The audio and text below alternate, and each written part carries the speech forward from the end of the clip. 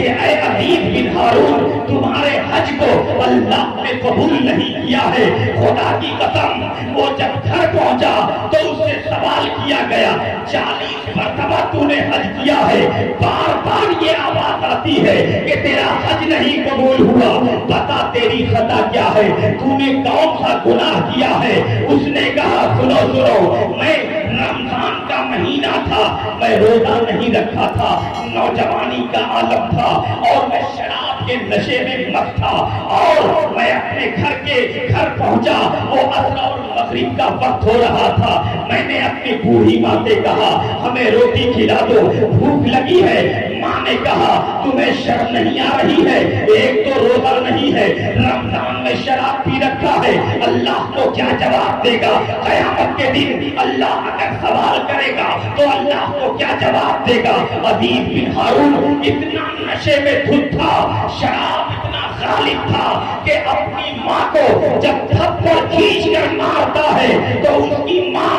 جلتے ہوئے تندور میں گر گئی، اور اس کی ماں جب تندور میں گری تو اس کا پورا جسم جل گیا، اور ماں جلتے ہوئے تندور میں آخری سانس لے رہی تھی تو یہی کہہ رہی تھی میرے جنازے میں میرے بیٹے کو شامل نہ کیا جائے، میرے جنازے کی نماز میں میرا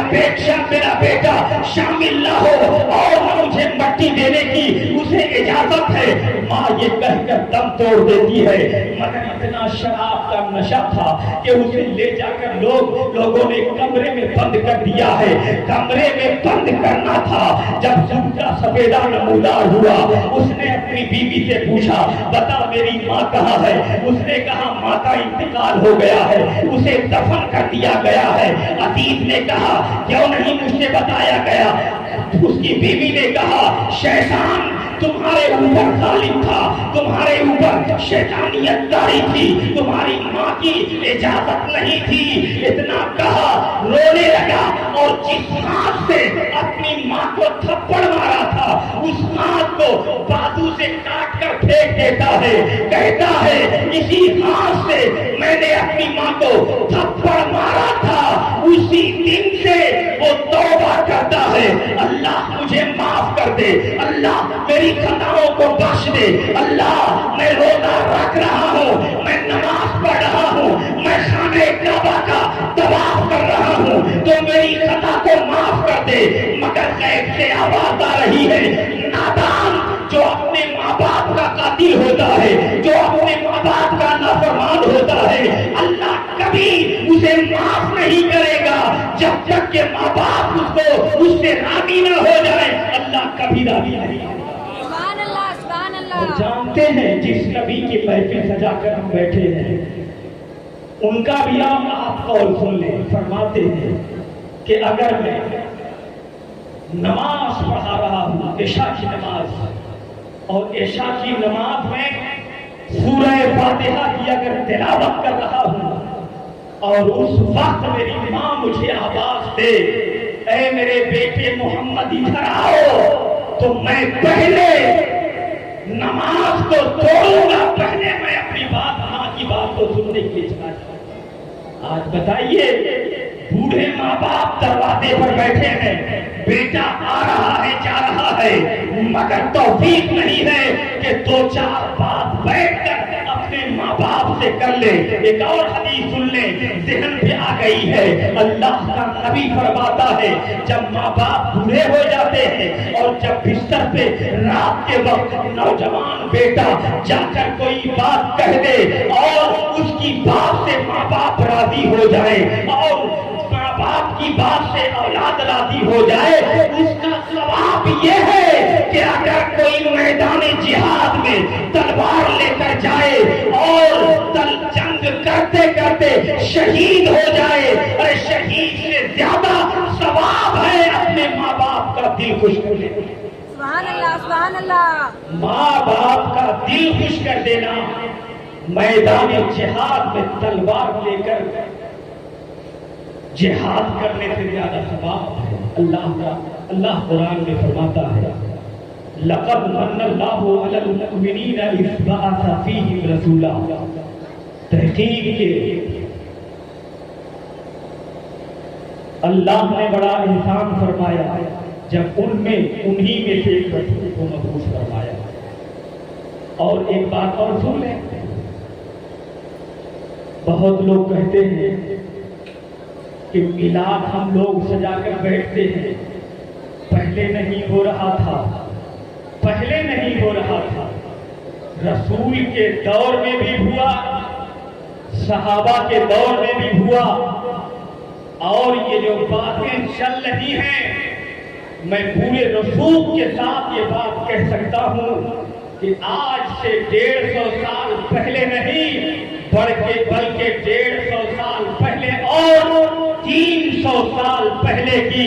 کتاب آپ اٹھا کر پڑھ لیں، 400 سال پہلے کی کتاب آپ اٹھا کر پڑھ لیں. ہر دور میں، ہر صدی میں اللہ کے نبی کی محفل سجائی گئی، بلکہ جس کے خاندان سے علم حدیث اس ہندوستان کے اندر آیا وہ گھرانہ ہے علامہ عبدالحق محدث دہلوی رحمت اللہ علیہ کا. خدا کی قسم اتنے بڑے محدث 300 سالہ پرانے محدث فرماتے ہیں کہ جب قیامت کے دن اللہ سوال کرے گا بتا دنیا سے کون عمل لے کر آیا ہے، تو میرے پاس نماز کا سرمایہ ہوگا، میں اپنی نماز کو نہیں پیش کروں گا، میں اپنے روزے کو نہیں پیش کروں گا، میں اپنے حج اور زکات کو نہیں پیش کروں گا. جب اللہ سوال کرے گا اعمال کے بارے میں تو میں یہی کہوں گا یا اللہ میں دنیا میں ہر سال تیرے محبوب کی محفل عید میلاد النبی کی محفل سجایا کرتا تھا، یہی تحفہ لے کر آیا. اتنے بڑے محدث، اتنے بڑے فقیہ، اتنے بڑے مجدد فرماتے ہیں کہ اگر اللہ پوچھے گا تو یہی کہوں گا کہ صرف تیرے محبوب کی محفل یعنی میلاد النبی کی محفل میں ہر سال سجایا کرتا تھا، یہی میں لے کر آیا ہوں. اس لیے اے مسلمانوں آپ اتنا یاد کر لیں، آپ کسی کے بہکانے میں نہ آئے. آپ جس دین پر ہیں آپ محفل میلاد منانے کے فراق میں جو ہے خدا کی قسم وہ اللہ کے نبی کے دور سے چلا آ رہا ہے، اور جب تک سنی مسلمان رہے گا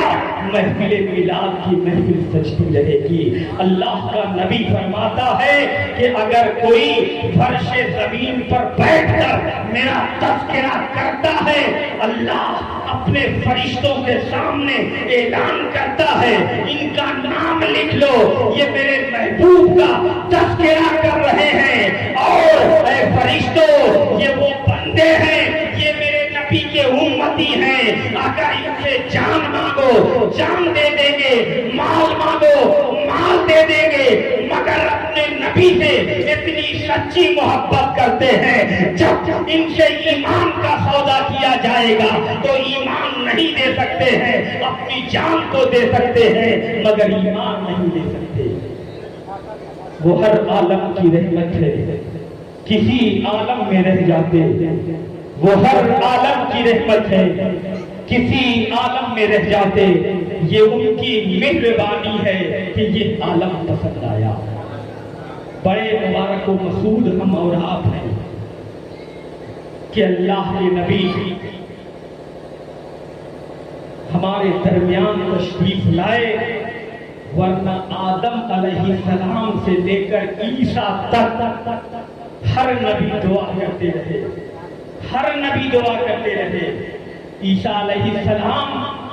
کی قوم کے کچھ لوگ ان کے پاس جا کر کہتے ہیں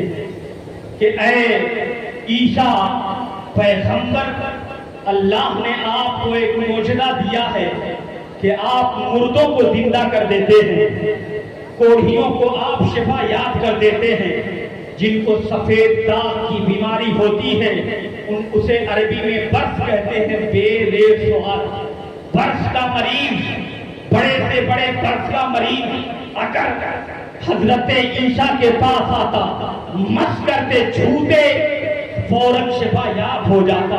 اللہ نے آپ کو بڑا کمال عطا فرمایا ہے، آپ کی شان بڑی نرالی ہے۔ تو اس وقت حضرت عیسیٰ کا جواب یہی تھا، نہیں نہیں، ہماری شان کوئی شان نہیں ہے، مگر میرے بعد ایک نبی آنے والا ہے، مکہ کی دھرتی پر پیدا ہوگا اور ساری کائنات جب پیدا ہو جائے گا تو اس کے اجالے سے جگمگاتی نظر آئے گی۔ اللہ اس کو ایسی شان عطا فرمائے گا کہ اپنے تو اپنے خیر بھی اس کا کلمہ پڑھتے ہوئے نظر آئیں گے، اپنے تو کلمہ پڑھیں گے مگر خیر جب اس کا چہرہ دیکھیں گے تو چہرہ دیکھ کر کلمہ پڑھ کر مسلمان ہوتے نظر آئیں گے۔ یہ عیسیٰ نے بشارت دیا تھا، اور حضرت آدم سے لے کر عیسیٰ تک ہر نبی، ہر رسول، ہر پیغمبر نے میلاد پڑھی ہے، میلاد کا جلسہ کیا ہے۔ تو ہم کیوں نہیں؟ اس لیے کہ جب وہ رسول ہمارے درمیان آیا تو ہمارے اوپر اور زیادہ ضروری ہے کہ بڑھ چڑھ کر ایسی محفل کا ہر سال انعقاد کیا کریں اور اپنا نام نیکوکار کی فہرست میں شامل کیا کریں۔ شاعر کہتا ہے کہ بسط انداز یکتائی، بغایت شان زیبائی، امی بن کر امانت آمنہ کے گود میں آئی۔ اسلام زندہ باد، مسلمان زندہ باد، وما